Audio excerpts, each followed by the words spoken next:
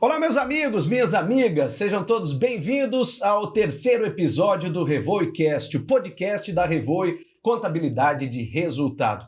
Antes de mais nada, você que ainda não nos segue, no nosso canal no YouTube, não esqueça de se inscrever no canal e ativar o sininho para ser informado sempre que pintar aqui um conteúdo novo no nosso canal, tá bom? Conto com a participação aí de todos vocês. O nosso assunto nesse terceiro episódio da nossa primeira temporada é terceirização.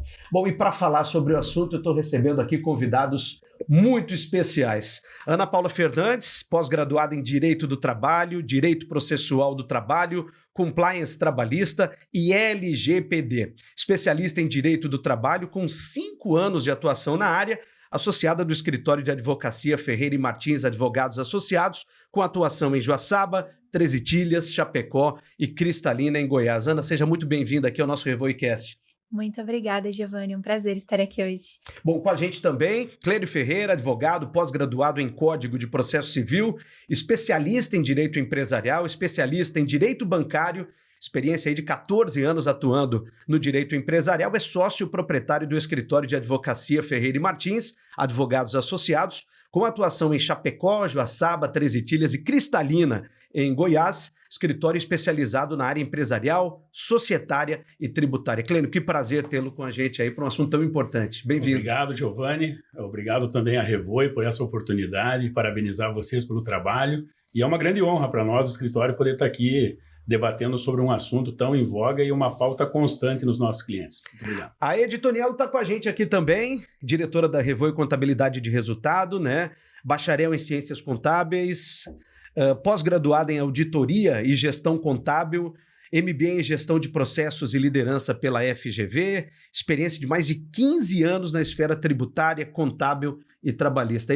Prazer tê-la com a gente aqui também, para a gente debater esse assunto tão importante, Obrigada pela oportunidade da gente poder dividir um pouquinho da nossa experiência e conhecimento aí com os nossos clientes e parceiros. Eu vou começar por você. O que é terceirização? Giovanni, a terceirização nada mais é do que a contratação de uma empresa, de um CNPJ, para prestar serviço dentro do teu negócio, Então, o mais habitual é a contratação de uma pessoa física, de um funcionário. E a terceirização é isso, é eu contratar um CNPJ, uma empresa, para prestar um serviço. Seja ele numa atividade meio, um vigilante, advogado, contador, ou até mesmo numa atividade fim. Então, por exemplo, uma fábrica, ela pode hoje terceirizar o processo produtivo dela. Então, a terceirização é isso. Substitui o CPF, o autônomo, o empregado, por um CNPJ, por uma empresa. Clênio, ela é permitida na legislação? Sim, esse debate da terceirização, Giovanni, é muito oportuna a pergunta, até porque há muito pouco tempo não se era permitida a terceirização da atividade fim da empresa. Então, esse enfrentamento que a gente costumeiramente vinha tendo no dia a dia do escritório, a partir de 2017, inclusive com a reforma trabalhista, houve uma lei específica sobre isso, que nós vamos tratar disso, presumo, de forma mais profunda, e houve a legalidade disso a partir de 2017. Então, a partir da reforma trabalhista, a gente conseguiu um grande avanço nesse tipo de contratação e nessa modalidade de prestação de serviço, onde que as empresas, então, finalmente conseguem terceirizar a sua atividade fim de uma maneira lícita e de uma maneira legal. Então, mais objetivamente, sim, a resposta é que é possível esse tipo de contratação por um meio lícito. Ana, e quais são os requisitos legais para terceirização?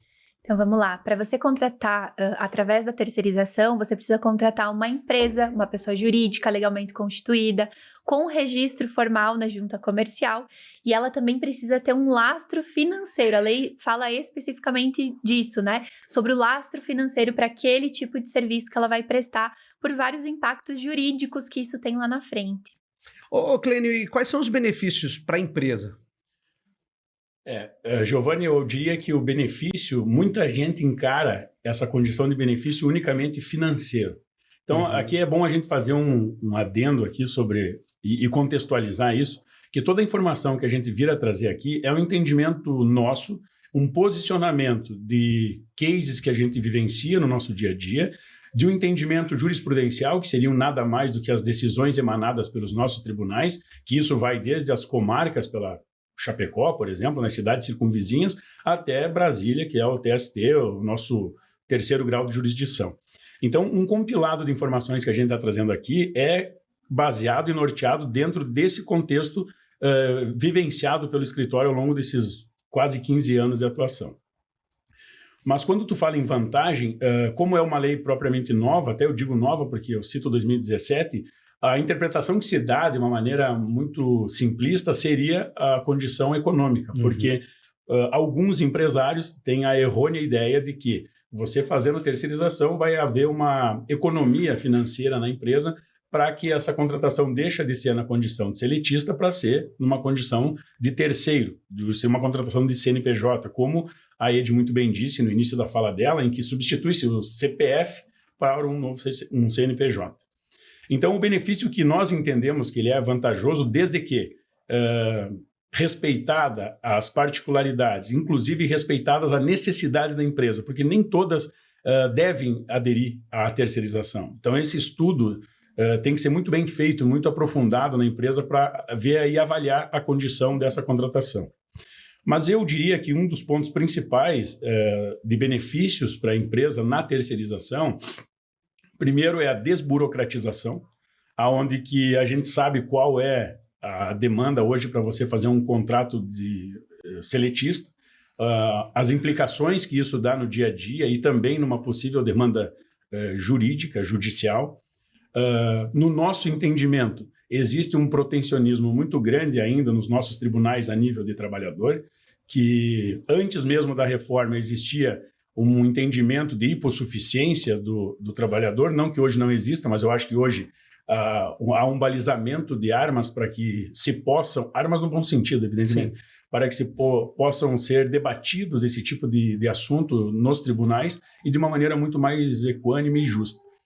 O benefício, então, para ser mais objetivo, eu acho que além da ordem financeira, desde que seja aplicado da maneira correta, a desburocratização, a possibilidade de o empresário poder focar no desenvolvimento do seu negócio, haja vista que uma empresa que vai ser contratada na condição de terceiro, ela vai ter responsabilidades, ela vai ter obrigações decorrentes desse contrato de trabalho, mas existe também as limitações que implica da própria lei para que sejam reivindicados direitos. Então, é por isso que a gente fala sobre a necessidade de um estudo muito aprofundado sobre a viabilidade ou não desse tipo de contratação. Porque se a empresa fizer da maneira correta e após essa análise entender que é benéfico para a empresa, ela vai ter bons resultados, ela vai tanto de ordem econômica, de ordem burocrática, de ordem de segurança jurídica, que fatalmente vai implicar no dia a dia da empresa. Ed, e o que diferencia um terceirizado de alguém contratado no regime CLT? A gente tem que cuidar com duas divisões, né? Existe a empresa de uma pessoa só, que é aquele sócio, e existem as empresas que têm vários empregados, né? Aqui eu vou trazer com a divisão quando o terceiro, ele é composto no máximo de 2 pessoas.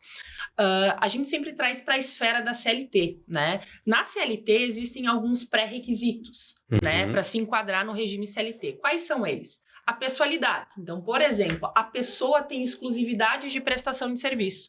Então, toda vez que vai prestar serviço para determinada empresa, é a ED que está prestando. Então, a gente tem a pessoalidade ali. A habitualidade. Então, é um serviço que ele é recorrente. Então, é diário, semanal, mensal. Não é um serviço específico, ele tem continuidade. A onerosidade, então aquela pessoa que está prestando serviço, ela tem uma dependência financeira daquele valor recebido. E o ponto principal que ele vai diferenciar um funcionário de um terceiro é a subordinação. No funcionário, no regime CLT, a gente tem a figura da subordinação jurídica, ou seja, o funcionário segue regras, né? Ele é atendido pelas regras do empregador. Então, o empregador estipula horário, o empregador estipula que tem que usar uniforme, que tem que usar determinado e-mail, que tem que estar em determinada localidade. O terceiro não, ele não tem essa subordinação jurídica, ele tem uma subordinação contratual. Então tem que constar lá no contrato quais são as regras que ele tem que seguir.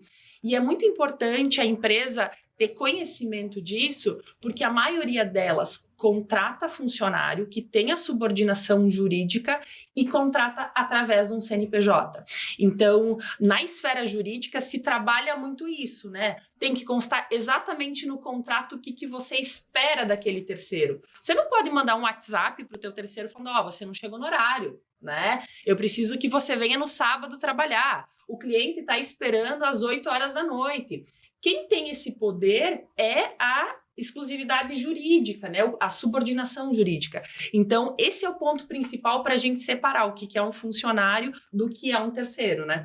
Eu acho, me permita um adendo, eu gosto muito desse debate porque, para mim, é ele a condicionante para o reconhecimento ou não do vínculo empregatício. Então, só reforçando o que a Ed falou, a questão da subordinação jurídica, inclusive parafraseando aqui algumas decisões dos nossos tribunais, é uma linha muito tênue. Por quê? Porque nas duas modalidades de contrato, seja via CLT ou na prestação de serviço via terceiros, ela vai ter onerosidade, ela vai ter a questão da pessoalidade, a questão da não eventualidade, que são pré-requisitos lá do artigo 2º da CLT, mas a subordinação jurídica vai ser o que vai determinar essa regra sobre esse reconhecimento ou não. Então é importante que o empresário entenda, e aqui vai uma dica muito boa, não caia na armadilha de achar que a terceirização vai ser a vanguarda dos direitos de um trabalhador seletista para que ele seja adotado como terceiro e vai ser tranquila essa transição. Não.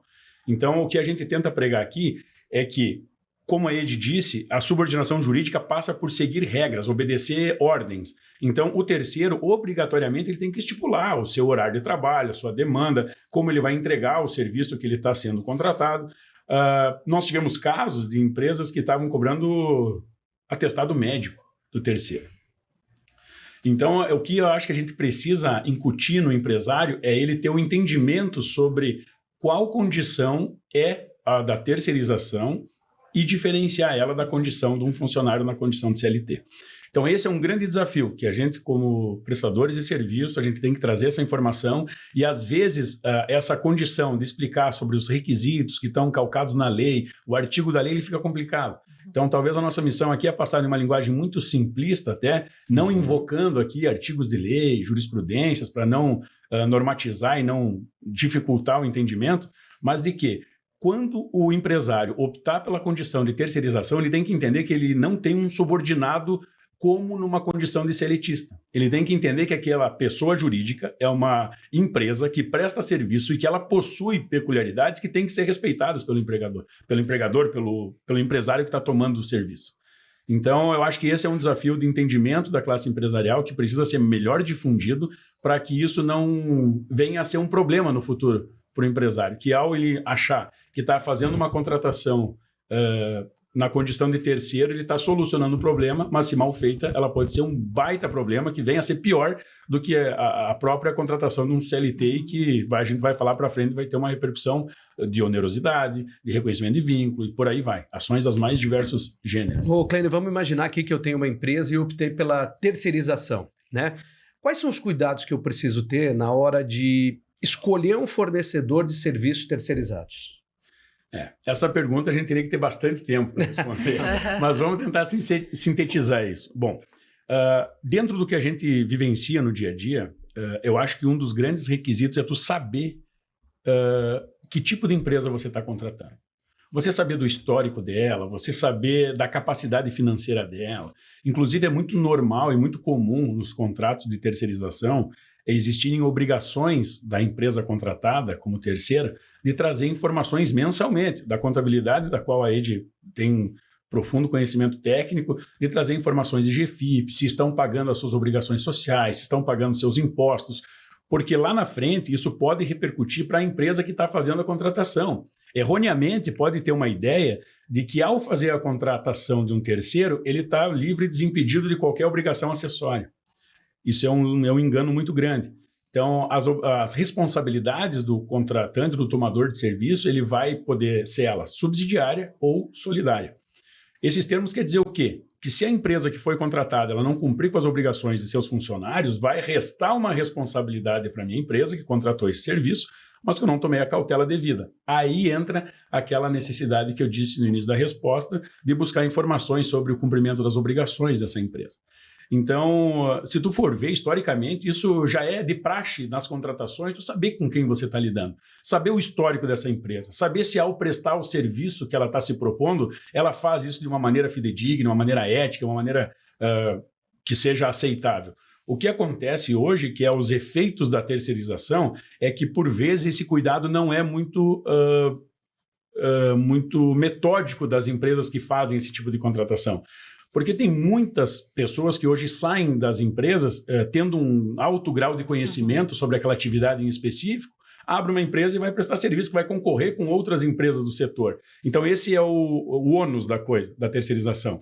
Só que, ao você fazer uma contratação de uma empresa que não tem um histórico curricular sobre os serviços prestados, que tu não tem noção se ela está cumprindo com as obrigações fiscais, trabalhistas, próprias questões de periculosidade, insalubridade, que são também decorrentes, você vai poder trazer um passivo para a tua empresa gigantesco. Então, o nosso conselho é, todas as empresas que forem fazer contratação nessa condição, que são nossos clientes, a gente faz um estudo pormenorizado sobre o histórico desse CNPJ, sobre o histórico dessa prestação de serviço, sobre o cumprimento das obrigações, que inclusive isso é feito em parceria com a contabilidade. A Revoi, inclusive, é uma grande parceira nossa nessa modalidade de pesquisa e de entendimento para os nossos clientes sobre a viabilidade ou não da terceirização. Então, a gente pede cautela, a gente pede que você conheça quem é teu prestador de serviço. E aqui eu poderia divagar sobre N situações que a gente vivencia no dia a dia, mas eu acho que não vai ser o caso. Nós temos, só para rapidamente falar um caso muito em específico, existem empresas multinacionais, por exemplo, que elas têm um cadastro já pré-definido de empresas que devem ser subcontratadas às empresas que vencem um edital. Então, veja que tira a liberdade do próprio vencedor do certame para fazer um serviço em específico de contratar quem ele quiser. Só que, do ponto de vista contratual e do ponto de vista legal, mesmo que seja uma indicação dessa empresa, eu vou ter a responsabilidade se ele não cumprir com as obrigações dele. Então, a gente acha que, além daquela precaução que nós falamos no início, sobre a necessidade da empresa fazer um estudo sobre a viabilidade da terceirização, tem que se fazer um estudo redobrado com relação a quem está prestando, quem está sendo contratado nessa condição. Porque isso, como eu disse, pode ser uma solução, como pode ser um problema e muito grave, se não bem gerido isso internamente. E complementando, Giovanni, no âmbito de uma empresa menor, né, uma empresa familiar, a gente sempre leva para o cliente tomar cuidado em qual atividade dentro do negócio dele ele vai terceirizar. Então, daqui a pouco tu tem uma empresa de 10 funcionários. Tu vai terceirizar a faxineira, que a faxineira a empresa é só ela, né? Na Justiça do Trabalho é muito complicado isso, porque talvez o salário dela, o valor que você vai pagar para ela como terceira, é um valor baixo, talvez é uma profissional que não tenha um conhecimento técnico, uma formação. Então, nas empresas pequenas, a gente tem que cuidar muito isso. Tu vai terceirizar quem? Tu vai terceirizar um contador, um advogado, numa empresa de construção, um engenheiro. Então, são atividades que eles têm um conhecimento técnico maior e vão te dar uma segurança maior, até porque o valor que tu vai pagar para ele é vultuoso. O maior erro das empresas é terceirizar daqui a pouco atividades que não são terceirizáveis. Por quê? Porque são atividades que o dono vai estar o tempo inteiro cobrando, né? Vai exigir a questão de horário, vai existir várias regras.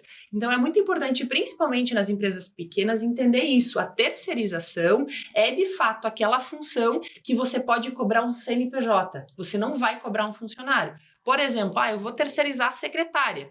Se você contratar uma empresa que fornece secretárias, não gostei da secretária, tu se reporta para o CNPJ. Sim. E eles vão trocar a profissional. Agora, poxa, eu vou terceirizar a secretária. Como é que tu não vai fazer ela cumprir horário? Então, o cuidado que tem que ter na terceirização, quando ela é nas empresas pequenas, é isso. Quando, de fato, tu não contrata um CNPJ que tem funcionários, que tem regras maiores, né? Interessante isso, né, Edi? Dizendo que, principalmente numa condição de falta, se o terceiro não pode trabalhar, seja por que motivo for, todo mundo é passível dessa condição humana de ser, né? ele vai avisar a empresa, vai dizer assim, eu não posso ir trabalhar, mas espera aí, ele tem um CNPJ, ele tem uma obrigação com isso, ele tem que botar alguém no lugar dele e fazer o trabalho, porque senão ele não está cumprindo com o pré-requisito do contrato de trabalho terceirizado que ele firmou. Esse é um dos grandes problemas também que a gente vive na prática sobre a terceirização, que por vezes o empresário, ele mesmo manda alguém da equipe dele de uma forma desordenada, manda, eu vou lá, eu vou fazer a área, então hoje você não vai participar. Então essas nuances de interpretação e de aplicabilidade no dia a dia que são relevantes para poder saber da segurança que você vai ter enquanto estiver gerindo essa modalidade de contrato, né? E aqui eu queria também dizer um dos casos que foram emblemáticos para nós internamente lá no escritório sobre a terceirização de motoristas. Esse é um caso clássico, porque, veja, é complicado você terceirizar um motorista. Eu não estou aqui dizendo que não pode, eu não estou aqui para fazer juízo de valores, estou aqui para dizer de situações que nós vivenciamos. Cuidados que precisam ser tomados. Claro, né? Porque tu veja, Giovanni, você vai ter lá uma frota de 30, 40 caminhões, você vai ter 30, 40 motoristas, aí tu vai ter que ter mais, porque na verdade tem período de férias, os caras vão ter que ser substituídos. O CNPJ não tira férias. Exatamente, mas então é tudo questões que têm que ser muito bem analisadas, porque isso pode te gerar um grande problema. Então, às vezes, tem empresas que optam por abrir um CNPJ lá com o pessoal só para fornecer a mão de obra. A gente sempre diz que quando você estabelece uma relação contratual entre duas empresas, entre dois CNPJs, a gente tem que ter um propósito negocial. Exatamente. Isso é muito relevante do ponto de vista jurídico, porque se numa possível judicialização não ficar comprovado que existe de fato um propósito negocial entre essa contratação entre duas empresas, você derruba esse contrato. E aí a gente vê que é uma condição na Justiça do Trabalho muito clássica de motoristas de caminhão, de que é muito fácil o entendimento e a busca sobre o que chamam de verdade real na Justiça do Trabalho, que é quase que um princípio de julgamento dentro dessa modalidade de contratação.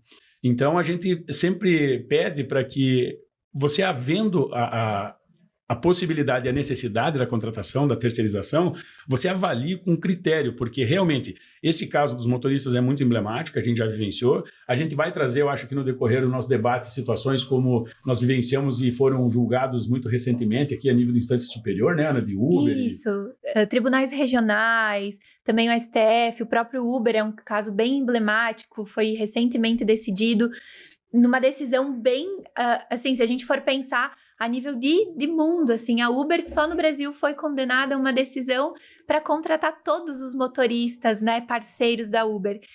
E se isso acontece, a Uber precisa fechar aqui no Brasil, né? Que impacto tem isso para não só para os funcionários não, né? Para o prestador de serviço, o motorista que se cadastrou, que participou, que foi parceiro da Uber, mas esse impacto também para toda a sociedade, para os consumidores que utilizam, né? Enfim, tanto que a decisão que determinou isso, que se eu não me engano foi do TRT de Minas Gerais, foi suspensa pelo STF, né? Pelo impacto socioeconômico, né? Não é nenhuma questão mais de relações jurídicas, mas impacto socioeconômico, livre iniciativa, são questões previstas lá na Constituição e são princípios, né, que norteiam a nossa legislação. Então, são questões, a gente fala assim, num caso específico, numa situação, mas tem um impacto muito grande para toda a sociedade no geral, impacto jurídico, econômico, financeiro, livre iniciativa, né? São muitos princípios. E nessa questão dos transportadores, inclusive, existe uma legislação específica que é chamada do TAC, né? Que é o Transportador Autônomo de Cargas. E ainda assim, por que eventualmente a gente tem uma decisão lá que altera isso e reconhece o vínculo de emprego? É a questão da subordinação, né, que a gente estava falando todo esse tempo.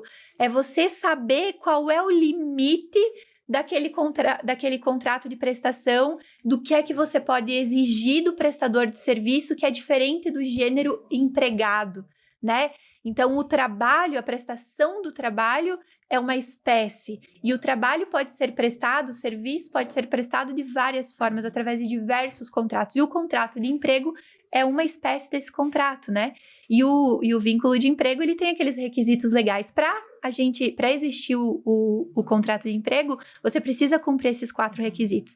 E, normalmente, é a subordinação que vai diferenciar dos demais. E a subordinação, ela é como o Dr. Cláudio estava falando, uma linear muito tênue, né? Você exigir o horário e assim, tem decisões que vão além disso. É você exigir como o cara vai prestar o serviço. Então, eu contratei o transporte de carga de um TAC, né? Ele tem o caminhão próprio, enfim, e ele vai prestar esse serviço para minha empresa. Eu não posso exigir, você vai ter que fazer determinado percurso, você só pode seguir determinada velocidade. Dirigir tantas horas por dia. Você precisa dizer para ele, o serviço é o seguinte, eu quero que você pegue a mercadoria tal, que você entregue no ponto tal, que você não avarie a mercadoria, que você não corra riscos, enfim. Aqui dentro do nosso contrato, eu vou estipular coisas que você precisa cumprir para cumprir a contento o serviço, para você me entregar aquele resultado. Agora, eu não posso dizer para você como é que você vai fazer. É a mesma coisa em outras situações que acontecem na contratação da pessoa jurídica para trabalhar, às vezes prestar um serviço dentro da sua empresa, por exemplo, manutenção mecânica, né? É uma coisa que eventualmente você não precisa com frequência, dependendo de qual é o seu ramo de atividade. Sim. Mas você precisa de manutenção mecânica na sua empresa, né? Você vai chamar lá o técnico para prestar, você vai fazer um contrato com ele vai estar dentro da sua empresa prestando a manutenção de um equipamento para você, eventualmente. Você não pode dizer para ele como é que ele vai prestar esse serviço. Você quer o resultado, eu quero a minha máquina funcionando de volta, né? Então é isso que você está contratando. Você não pode mandar, você não pode aplicar uma penalidade caso ele não cumpra aquilo do jeito que você exigiu, né? Você não pode ir lá reclamar com ele porque ele não cumpriu da forma como você esperava. Se ele te entregou aquele resultado que você contratou, você tem a prestação de serviço, né? Eu acho que seria interessante estipular, para o entendimento ficar muito claro, assim, a obrigação da empresa que foi contratada é seguir o que está previsto no contrato de prestação de serviço. Exato. As obrigações que seriam cobradas de um funcionário na condição seletista não tem nada a ver com aquela modalidade de contrato. Com a obrigação do contrato. E aqui a gente vai ter que fazer uma ressalva também, gente, vamos lá, que nós vamos tratar também mais para frente, mas é sobre essas questões de entendimento sobre isso, né? Então, se nós formos pegar aqui, talvez quem ouça o que a gente vai falar aqui não vá, porque veja bem, nós somos advogados patronais. Então, nós estamos de um lado da mesa, né? Lá, eu estou falando no processo judicial. Sim. Talvez alguns colegas que assistam aos nossos debates aqui, as nossas informações, que trabalhem no lado pró-empregado, discordem da gente. Mas eu aqui não tenho pretensão nenhuma de querer dizer que o meu raciocínio é o verdadeiro e o absoluto. É apenas um posicionamento calcado no que a gente vivencia. Veja como é difícil isso, porque se não existe um consenso, inclusive dentro dos próprios tribunais, a respeito do reconhecimento desse vínculo, de que maneira que o empresário vai ter hoje uma segurança para poder utilizar essa metodologia ou essa forma de contratação de uma maneira que ele julgue ser segura. Tudo que a gente debateu aqui, a Ana trouxe o caso do Uber, a gente tem casos de advogados associados, nós temos casos de N exemplos aqui sobre essa condição de contratação de trabalho. Mas a gente tem um problema muito sério que, dependendo do lugar do Brasil, onde você estiver praticando esse tipo de contrato, tu também vai ter que dar minimamente uma lida e uma pesquisada sobre de que maneira que está sendo interpretado isso a nível de tribunal. Aqui do nosso lado, vizinho do Rio Grande do Sul, difere e muito do nosso entendimento a nível de Santa Catarina. Então, além de fazer todos esses cuidados que a gente já debateu aqui, Giovanni, seja com a empresa, seja com a possibilidade de você utilizar essa modalidade de contratação na tua empresa, tu também vai ter que ver aonde você está executando esse serviço, está contratando esse serviço, para saber qual é o entendimento dos tribunais que estão ali fazendo julgamentos diariamente pertinentes a essa matéria, para que você possa se adequar de uma maneira mais coesa e você evite problemas no futuro. Então, é muito importante dizer que ao longo desses 15 anos já de exercício da profissão, eu percebo que a gente trabalhava muito no sistema do passivo processual. O que é isso? É quando a demanda já vem pronta, o cara recebeu a citação de uma ação e nós vamos ter que fazer a defesa com o que tem lá. Ao longo dos anos, a gente percebeu que a modalidade do preventivo, ele é muito importante e ele evita muitos problemas, inclusive... Muita dor de cabeça. Claro, né? Inclusive a parte contábil, a Revoi faz um trabalho isso magnífico, porque a gente atende muitos clientes em conjunto, que a parte preventiva, ela vai prevenir que a tua empresa não seja alçada a algum ilícito que possa vir a sofrer um prejuízo, uma demanda. Claro que isso não vai evitar 100%, mas a prevenção ela serve para que, se porventura a gente tiver a demanda, ela minimiza o impacto disso. Né? Eu acho que se você ficar revel a isso, se você não der bola para essa questão do preventivo, isso, graças a Deus, o empresariado está entendendo. De que se você tiver uma consultoria, tanto de ordem contábil, fiscal e jurídica, principalmente quando esses 3 elementos eles atuam de uma forma muito coesa, ele só tem a ganhar. Ele tende a ter mais segurança jurídica, ele tende uma segurança na gestão, porque a gente tem percebido também que o nosso trabalho... tanto com a Revoi, em parceria, em clientes que a gente atende no jurídico, a gente afeta diretamente na gestão.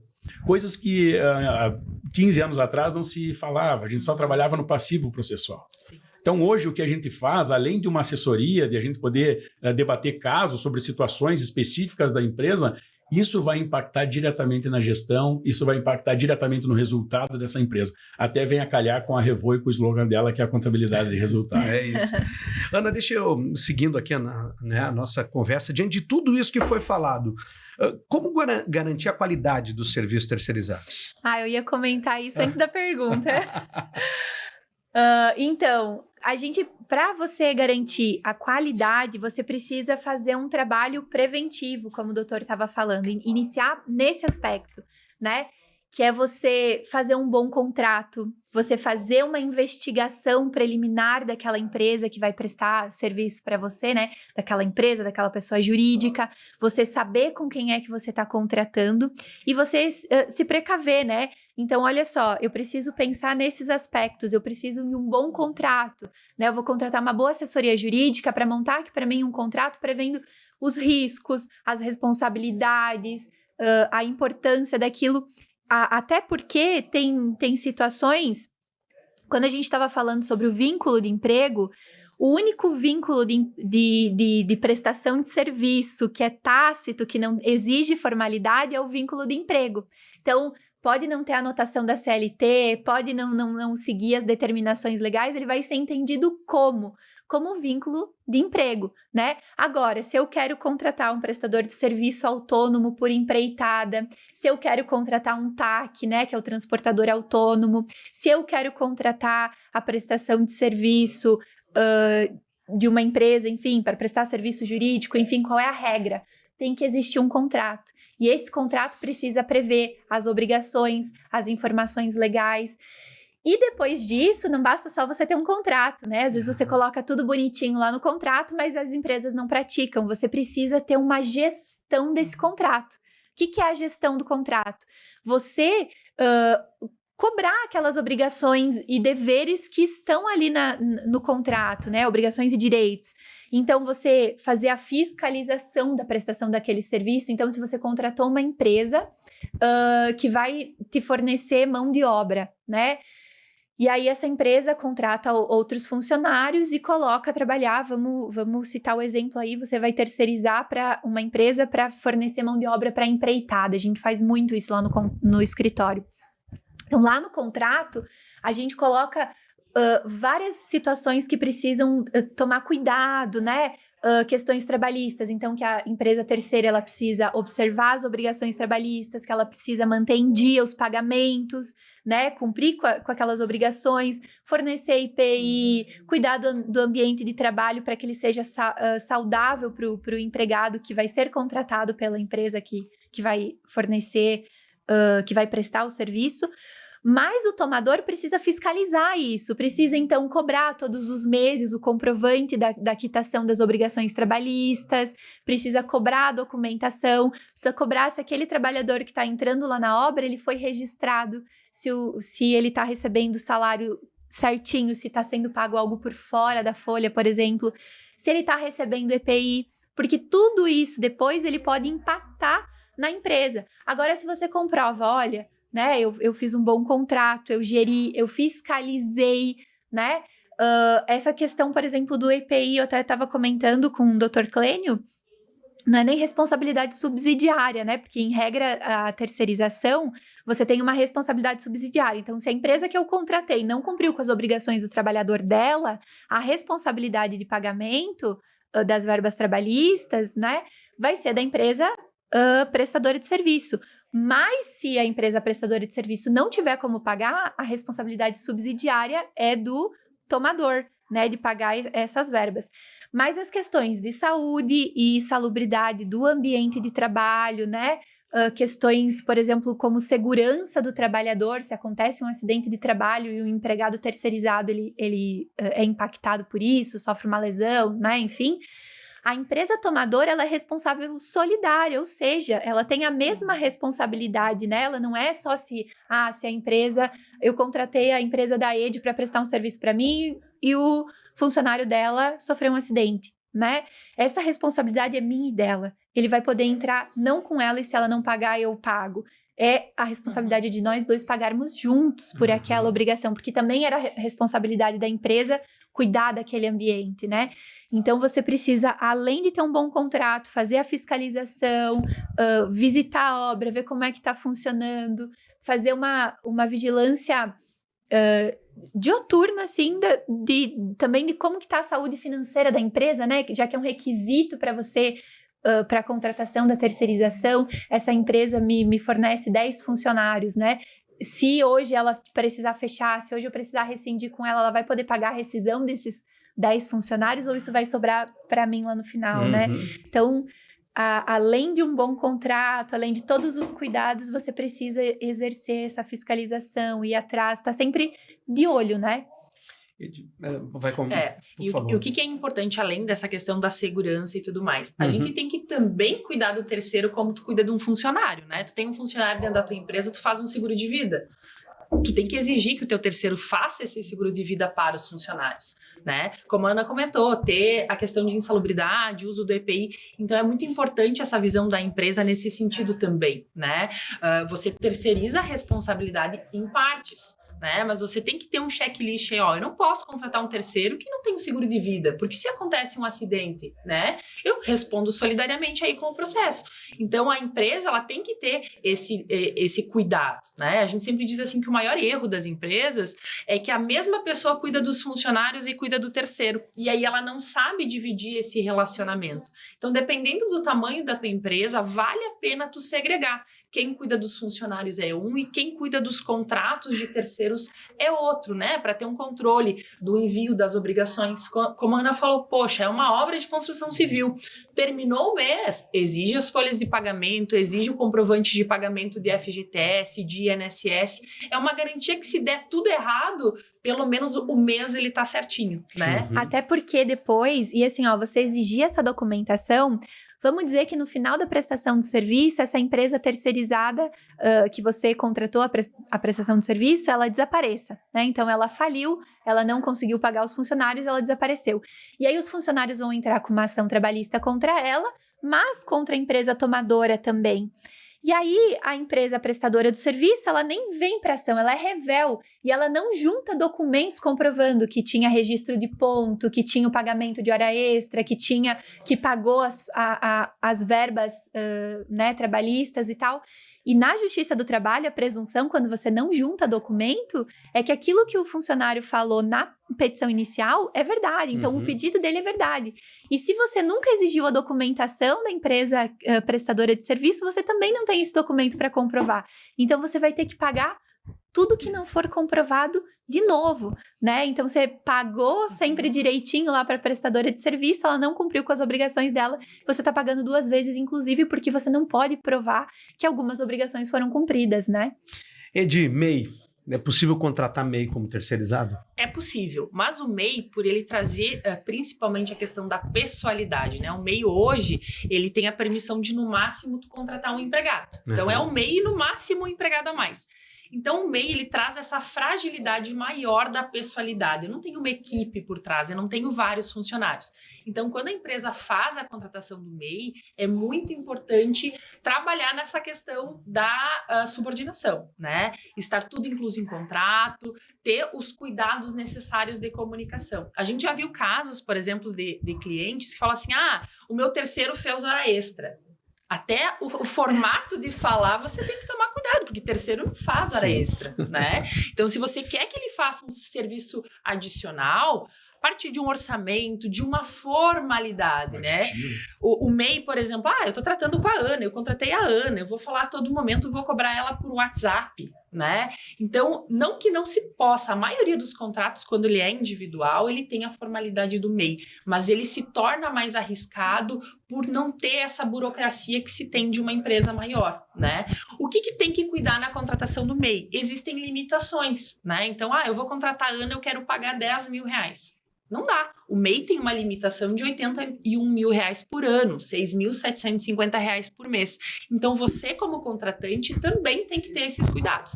Então, é possível, sim, contratar como MEI, mas a gente diz assim, que é um cuidado ainda redobrado nesse relacionamento, né? Para que não essa linha que é muito tênue entre a subordinação jurídica e contratual não caia por terra, né? Porque na questão de entrar na justiça é muito mais fácil, porque é a pessoa, né? Não é um processo, né?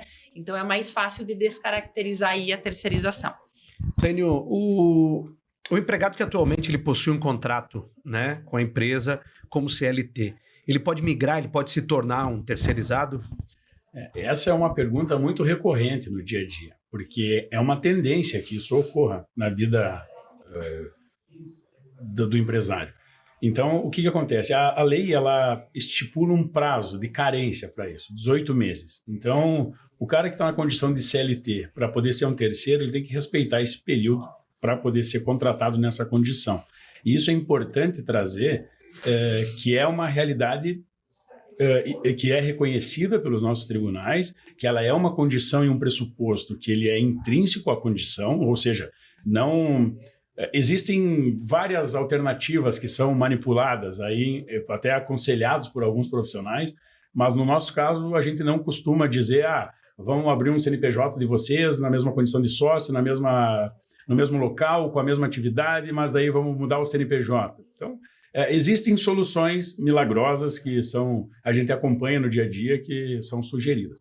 O nosso entendimento é de que tem que se respeitar os 18 meses para daí, então, ele assumir uma condição de terceiro, uma vez que ele teve o contrato na condição de seletista. Se a empresa não respeitar, então ele era funcionário, a empresa demitiu ele, contratou fora esse período de 18 meses, contratou ele como CNPJ.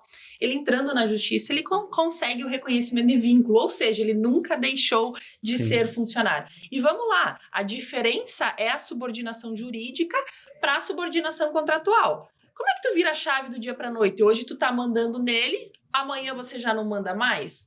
Então, é importante a empresa cuidar. Tem funcionário, se quer contratar ele como terceiro, espera o período de 18 meses, né? E é importante também mencionar a questão que quando o cara migra de CLT para poder ser um terceiro, via de regra, o rendimento dele aumenta. Exatamente. Porque não vai ter o encargo, não vai ter a despesa que uma condição de seletista teria.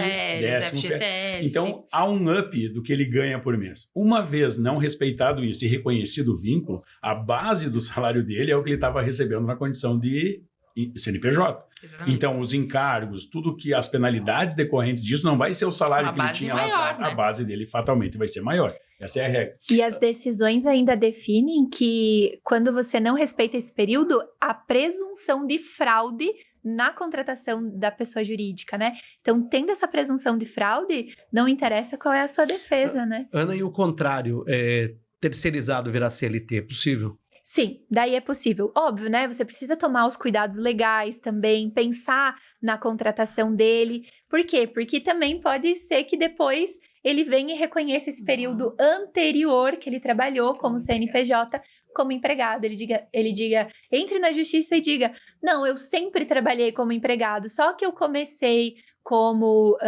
MEI, como pessoa jurídica, e aí depois de um tempo, para evitar os riscos, eles resolveram assinar a minha carteira, né?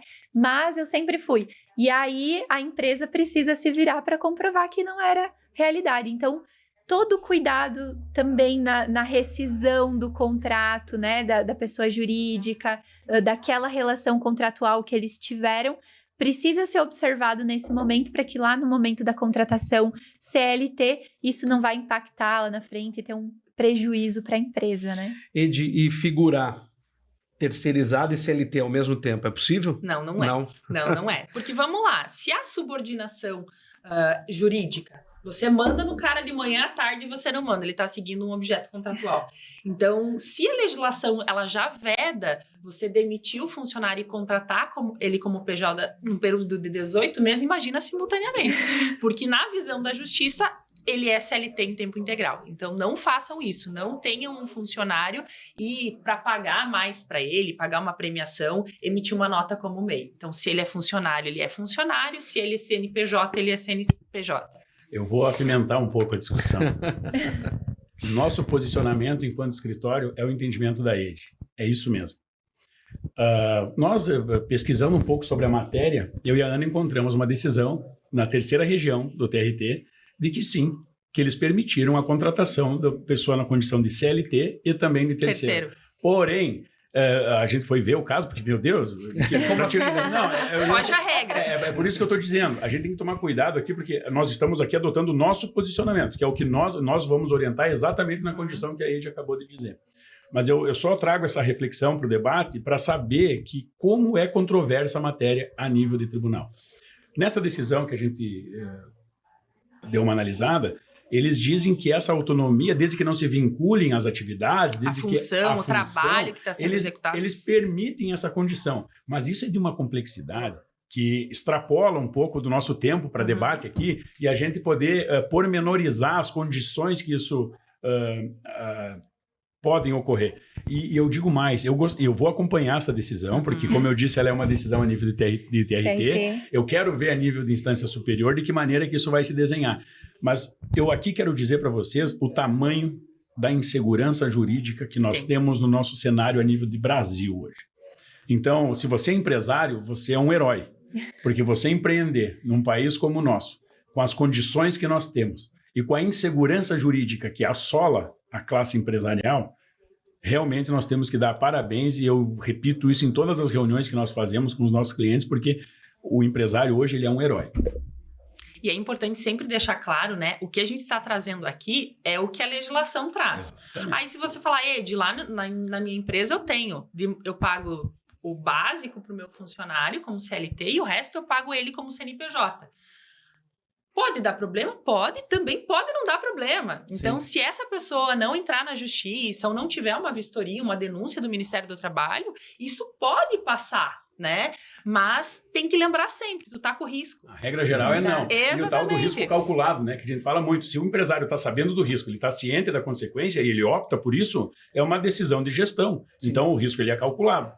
Ponto. Até porque a terceirização ela é benéfica só para a empresa? Não. O terceiro, ele ganha mais, porque ele vai arrecadar menos em relação a imposto de renda, ele vai arrecadar menos em questões de INSS. Então, ele tem mais o dinheiro na mão dele. Então, ele tem mais o poder de decisão, o poder de negócio, e da condição de trabalho, né? Exatamente. Ele tem autonomia para fazer o trabalho dele da maneira que ele também pode negociar isso abertamente. Ele tem uma liberdade, ele se torna empresário. Então, não é algo que só vai beneficiar o contratante. O cara que está sendo contratado ali, ele também tem suas regalias, ele também tem os seus benefícios, né? Então, é bem importante deixar claro isso, porque muita gente fala assim, a empresa ela só contrata terceiro porque ela não quer pagar os direitos. Não é isso, até porque o cara que é terceiro, ele vai cobrar mais, ele vai ganhar mais, né? Porque ele sabe dos direitos que ele está abrindo mão, mas ao mesmo tempo ele acaba ganhando direitos aí que os funcionários não têm. Ana, há algum ramo de atividade que tem regulamentação acerca da terceirização? Então, sim, existem. A gente até comentou o TAC, né, que é o transportador autônomo. Existem os contratos de empreitada na construção civil. Existem contratos de associação, né? Contratos de parceria, por exemplo, salões de beleza. Antigamente a gente tinha problema com isso, né? Tinha uma parceria lá, a cabeleireira abria o salão, aí a moça manicure ia lá, né? Isso, para exigir o vínculo. Na verdade, o que elas tinham? Uma parceria, elas dividiam o espaço, tinham uma parceria, cada uma prestando seu serviço, e depois a manicure ia lá e exigia o reconhecimento do vínculo de trabalho, né?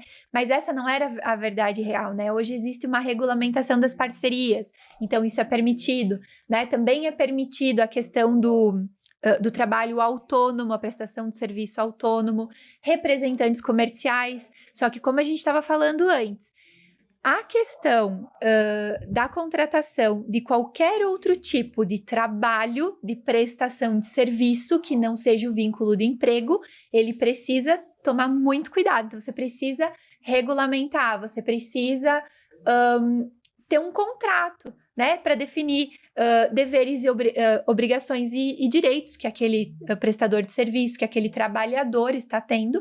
Como eu falei antes, né, a força de trabalho, ela é um gênero da qual o vínculo de emprego é uma espécie dele. Existem outras formas de você prestar, de você vender a sua força de trabalho, né? E aí esses contratos, eles precisam ser trabalhados, você precisa definir para que depois não gere um impacto negativo, né? Porque a obrigação de comprovar que não era um vínculo de emprego, mas sim uma outra forma de contratação daquela força de trabalho, daquela prestação de serviço, ela é da empresa, né? Porque normalmente a empresa tem uma suficiência maior de documentos, de informações, né? E aí ela precisa estar amparada com essa regulamentação para que não fuja, aliás, né, para ela fugir da regra geral, que é o reconhecimento do vínculo de emprego. Ou seja, mesmo tendo a atividade regulamentada, ela traz uma segurança um pouquinho maior, mas se no final das contas tiver poder de demanda e tudo mais, é vínculo de emprego. Exato também. Ana, quais são os principais riscos e desafios legais da terceirização para as empresas? Então, os principais riscos são a questão do reconhecimento do vínculo. Então, você foi lá, você contratou o MEI para ele prestar serviço, você contratou uma pessoa jurídica e essa pessoa prestou serviço lá com pessoalidade, com não eventualidade, com onerosidade. E aí você precisa comprovar a subordinação, né? Se você foi lá, se você manteve o poder de mando, gestão, controle daquela pessoa jurídica, né? Ela vai poder ingressar na justiça e cobrar todas as verbas trabalhistas devidas com base naquele valor que ela recebia mensalmente, né? Então, o risco grande é se a empresa descumprir aquele contrato que foi estabelecido entre elas, estabelecer a subordinação jurídica, você vai estar criando essa condição do vínculo de emprego, né? Você vai estar fraudando, você sai da regularidade da prestação, da contratação entre duas empresas, da livre negociação, e você vai para uma questão de vínculo de emprego mesmo. E aí, partindo para essa situação, imagina que você tem um funcionário e você paga todos os meses certinho, né? As verbas previdenciárias, encargo de FGTS, aí todo ano você tem que pagar férias, 13º, enfim. Imagina 5 anos de um prestador de serviço que você vai pagar tudo isso acumulado, com correção, juros. Então, o impacto ele é muito pesado, porque normalmente quando vem tudo de uma vez só, né? E acho que esse é o principal dos riscos, assim, hoje, né? Se você não cumprir com a regularidade, você sofrer uma ação trabalhista. Eu acho que não seria o único, né? Eu acho que a gente sempre bate muito no vínculo, percebeu, Giovana? A gente fala porque é, de fato, o principal. Mas existem obrigações acessórias dos contratos de prestação de serviço. Como já foi dito aqui, existe uma obrigação de que, se porventura a empresa que foi contratada na condição de terceira não honrar com as suas obrigações, pode ter um saldo de obrigação também para a empresa que fez a contratação. Então, além da questão do vínculo, além da questão de responsabilidade solidária e que pode vir decorrente dessa modalidade de contrato, e subsidiária, tinha me escapado a expressão, a gente tem que também tomar cuidado que é um contrato. Então, esse contrato, ele não sendo cumprido, ele pode gerar ônus processuais decorrentes da má prestação, decorrentes de demandas indenizatórias, que não só se limitam à questão do vínculo empregatício. Então, esse é um dos riscos também, que ao empresário pensar em optar por essa condição de contratação, ele tem que pensar no vínculo, ele tem que pensar nas obrigações acessórias, ele tem que pensar nas obrigações que decorrem dessa prestação de serviço, principalmente nas obrigações e deveres que estão pactuados naquele termo. E às vezes até, agora eu me recordei de uma aula da minha pós-graduação, que a gente comentou não só sobre isso, mas o impacto da prestação do terceiro para o teu cliente. Né? Eventualmente, se você não toma os cuidados para você contratar a empresa terceirizada, o prestador de serviço, ele vai prestar aquele serviço com má qualidade e o impacto vai ter responsabilidade sobre a sua empresa. Eu vou até citar um caso que eu não tinha conhecimento, apesar de ele ser bem impactante, que a gente fez até um trabalho de discussão em grupo, de análise do case durante a aula da pós. Foi o seguinte, um supermercado na Bahia, se eu não me engano, Salvador, os prestadores de serviços vigilantes abordaram 2 sujeitos que estavam furtando carne, tá? E aí, eles abordaram esses sujeitos, levaram eles para uma sala, identificaram que eles tinham efetivamente praticado furto, e aí o que é que eles fizeram? O que eles deveriam ter feito? Chamado a polícia. Essa era a obrigação dele enquanto vigilante. Então, eu garanti a segurança do estabelecimento, eu evitei o furto, eu preciso tomar as formalidades legais. No entanto, esses vigilantes torturaram esses 2 indivíduos e depois eles entregaram esses 2 indivíduos para integrantes de uma facção criminosa. E esses integrantes da facção criminosa tentaram extorquir a família deles, para, tipo, pagar um valor para entregar eles com vida, né? E se eles não pagassem, eles matariam. E o que aconteceu no final? Eles torturaram, filmaram e assassinaram esses 2 indivíduos. E isso gerou um impacto muito grande para o mercado, para esse supermercado que contratou esse serviço de vigilância.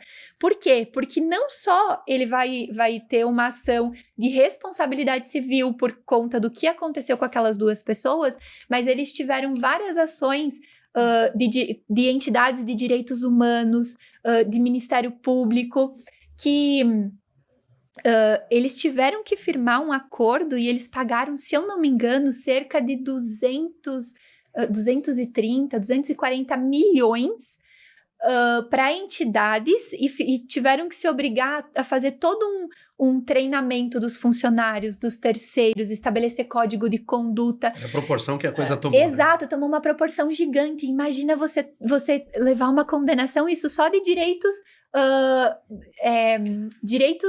morais, danos morais coletivos e difusos, não é nem específico para aquela família que sofreu a perda daquelas 2 pessoas, né? É o social, né? Exato, então eles tiveram que reparar um dano que eles causaram para toda a sociedade que experimentou aquela situação, que se impactou com aquilo, para tentar de alguma forma amenizar aquela situação. Então, foi uma situação causada por um prestador de serviço terceiro que não tinha preparação para estar fazendo aquele serviço que ele estava fazendo, né? E é um impacto, tipo, muito grande. Muito grande. Edi, qual é a diferença de terceirização e pejotização?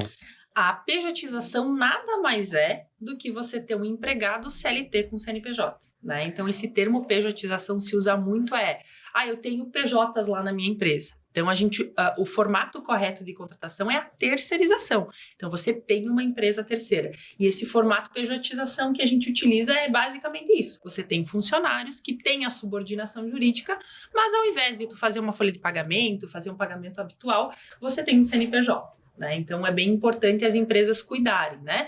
É claro que na justiça hoje já está tendo entendimentos que até uma pejotização, dependendo do grau de conhecimento, do grau de valor, né, do terceiro, ele já tem entendimentos favoráveis, né? Mas a regra geral é isso, terceiro é uma coisa e PJ é outra.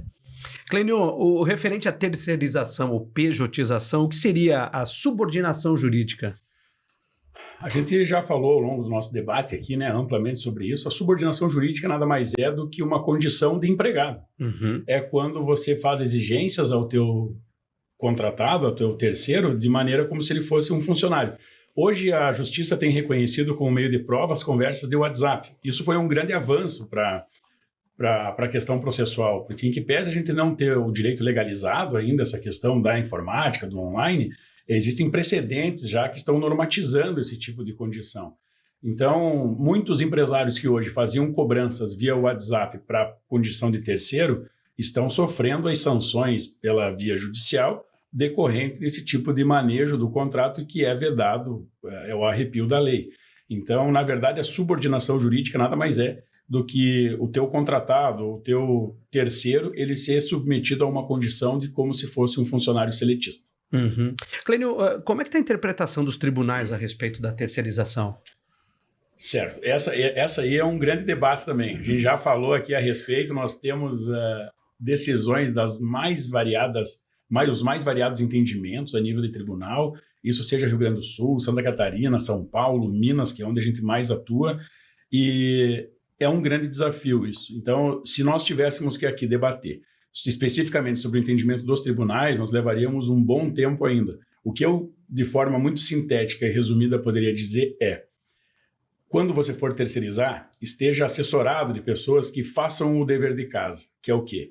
Saber aonde vai ser essa prestação de serviço, saber qual é o entendimento local ou regional sobre a questão da terceirização, os pressupostos disso, e vamos lá, a lei ela é muito clara. Então, numa condição utópica, era de que, se existe a lei que ela regulamenta isso, o entendimento de todos os tribunais e todas as instâncias deveriam ser normatizados pelo que decorre da lei. Infelizmente, a realidade não é essa. Então, aqui a gente não quer passar uma falsa ideia. Mas também aqui, todo o discurso que a gente fez não é para ir contra a terceirização. A nossa ideia aqui é incentivar a terceirização, mas desde que ela seja bem gerida e bem feita. Porque, para tu não depender... Para evitar problemas. Claro, porque a interpretação, eu já vindo a calhar com a tua pergunta, sobre a interpretação nos tribunais, ela só vai ser submetida sobre a égide da judicialização se houver problemas na tua contratação com o teu terceiro. Então, todo o contexto que a gente está falando aqui, da abordagem do início, sobre os pressupostos, as condições e as precauções que tu tem que ter, ela vai afetar diretamente lá na judicialização.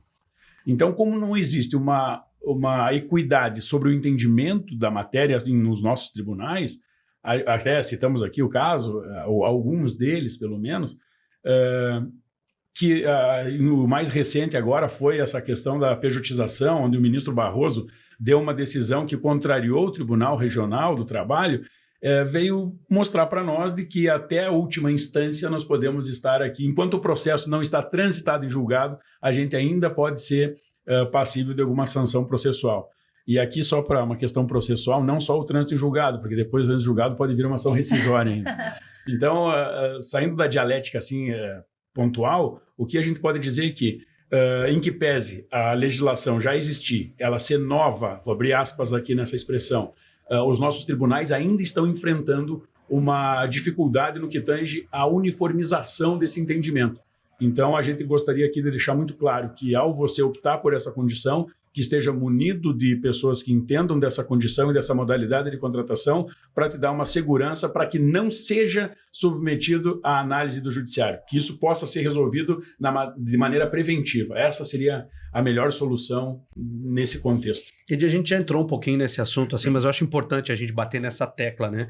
Quais são as melhores práticas para as empresas que desejam implementar a terceirização de forma ética e legal? Os cuidados que precisam ser tomados. Como o Dr. Clênio comentou, primeiro, ter parceiros que vão te ajudar a isso, né? Então, um escritório jurídico que vai compilar um contrato, né? Tomar todos os cuidados.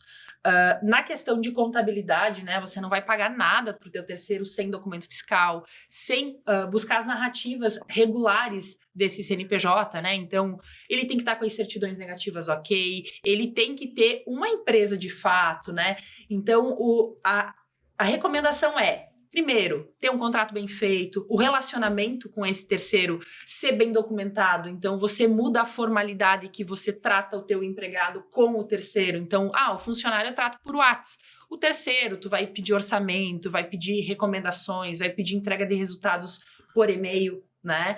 Então, você ter formalidades que hoje você não tem no contrato CLT.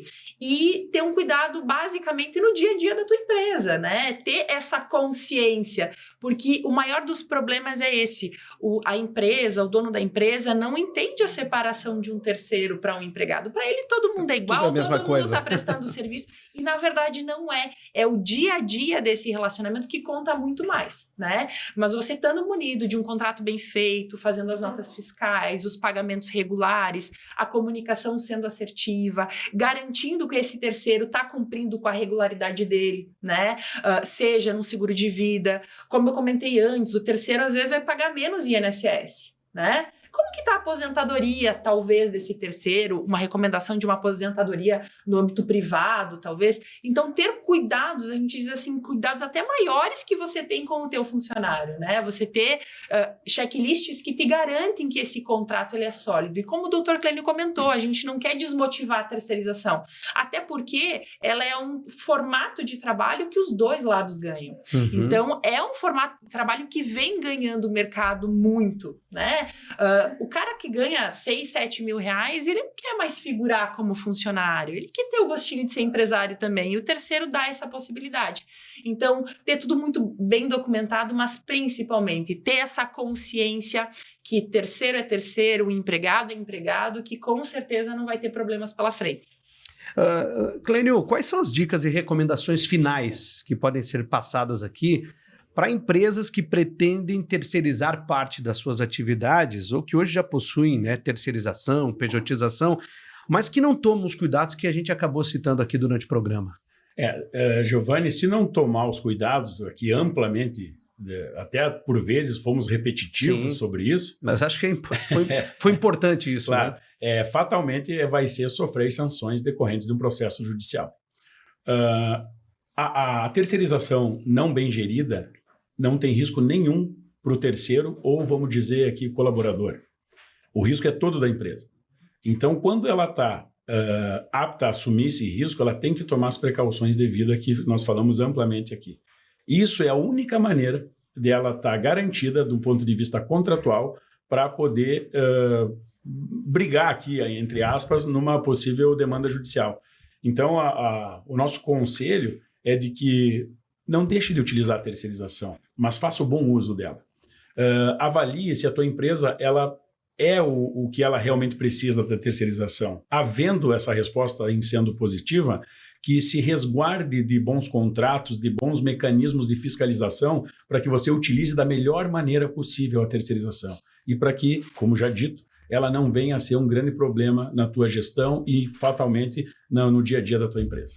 E se você já tem terceiros, nunca é tarde, né? Então, faz uma gestão de contratos, analisa. Hoje eu já tenho terceiros e não tomei os cuidados, nunca é tarde para começar, né? E o preventivo, hoje em dia, é bom lembrar, tá? É a chave de ouro. Antigamente, a gente não tinha esse cuidado. Mas hoje em dia o preventivo ele tem atuado muito, ele não é um gasto da empresa, mas sim um investimento para lá na frente você não ter um problema muito maior. Muito bem, e assim nós chegamos ao final do nosso terceiro episódio aqui do RevoiCast, hoje tratando, né, de terceirização. Clênio, Ana, Ed, muito obrigado pela participação de vocês e pelos esclarecimentos prestados aqui a quem nos acompanha. Muito obrigado, Giovanni. Em nome do escritório, eu quero agradecer a oportunidade, em nome da Ed, estender ao Thiago. Essa iniciativa da Revoi, eu acho que é uma grande inovação e vai ser uma grande ferramenta na mão dos nossos clientes, dos parceiros de negócio, que eu acho que vai tirar muita informação que vai ser aplicada diretamente no dia a dia. Então, obrigado, Giovanni, um prazer te conhecer. Opa, obrigado pela tua ancoragem aí, muito bem sucedida, por sinal. Obrigado. E contem conosco, em qualquer eventual necessidade, a gente está à disposição.